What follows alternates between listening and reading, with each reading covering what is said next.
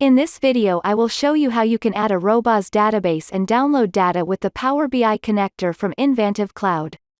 You do not need any technical knowledge to use our connector. This tutorial works for both PowerBI.com and Microsoft Power BI Desktop. Don't have an account on Invantive Cloud yet?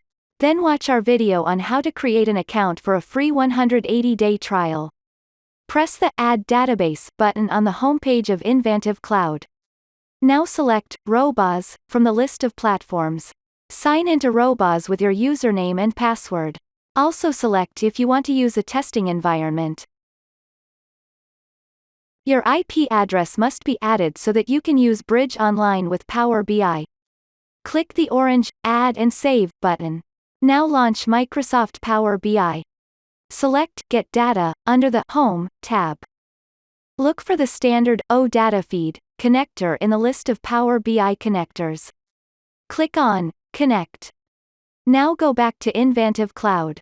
Click the copy icon at Bridge Online URL. Paste the copied URL into the window in Power BI. Click on OK. You must now log in with your Invantive Cloud credentials. Click on Basic. Enter your Invantive Cloud email address and password and then press Connect. Expand the first item. Here you can select your Robaws tables with the data you want to use in Microsoft Power BI.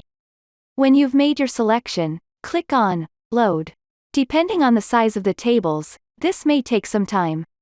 After the download is complete, you will see an overview of all your tables on the right. You can check a table to use for dashboards and reports in Power BI. If there are any changes to your Robaws database, you can click on Refresh at the top.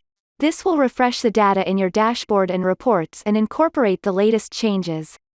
You can now use your Robaws database in Power BI.